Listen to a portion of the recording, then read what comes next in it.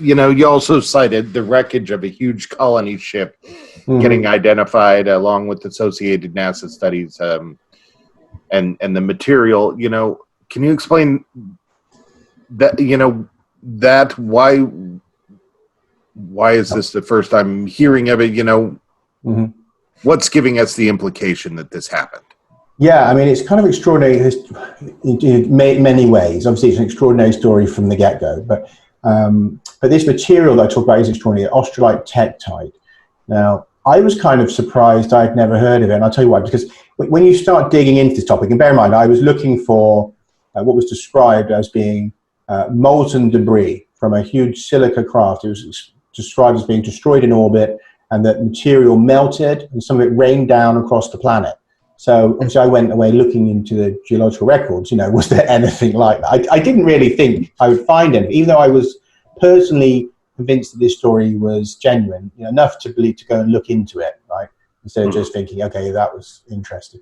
But I didn't really think that over hundreds of thousands of years there would be much evidence would remain, even in a real event. So I was quite shocked when I went and looked and found that there was this material called australite tektite, which it turns out is indeed a melted silica that debris that has rained down across the planet from Antarctica to southern China in this vast debris field. About 20% of the planet's surface is covered, has some of this material on it, right? Well, that's enormous, an enormous debris field. And so it also transpires that there is a 100-year-long scientific mystery around this, with hundreds and hundreds of academic papers from space science, from geologists, where they're investigating this to try and understand, how it formed, and this is a huge mystery. So as an ancient mysteries researcher, I was kind of astonished just in the fact I'd never heard of it. And I don't know, I don't know if either of you have heard of australite. No, I haven't. No.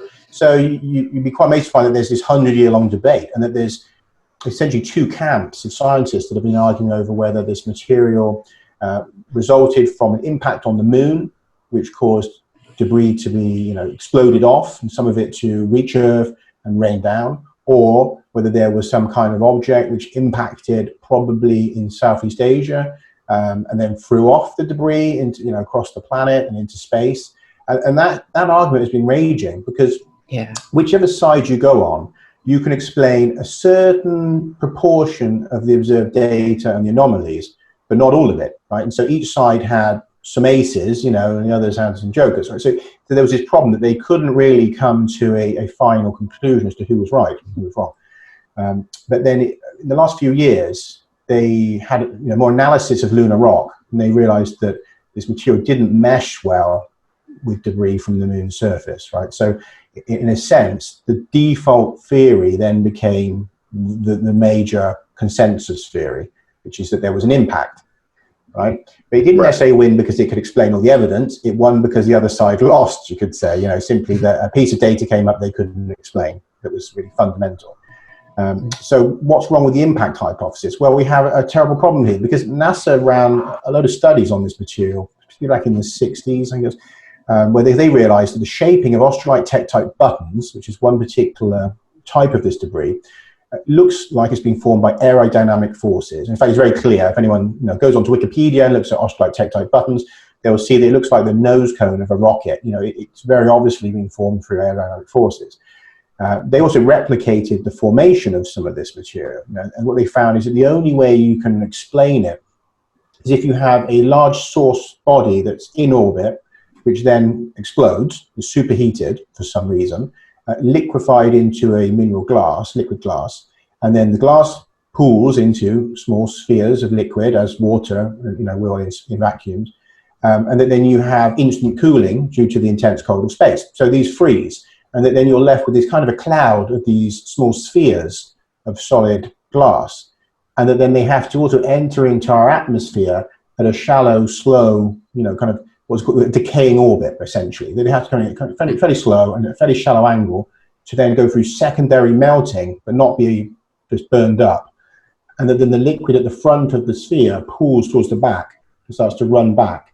And then it forms this nose cone shape. And you can see the remnant of the sphere inside it with this kind of a rim around. Again, people can look this up, they'll see those pictures. So if my description doesn't do it justice.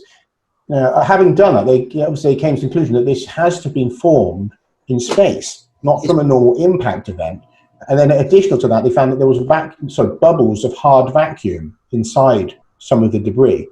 Now, if you have an impact on our planet, you have bubbles of air trapped inside, not vacuum, right?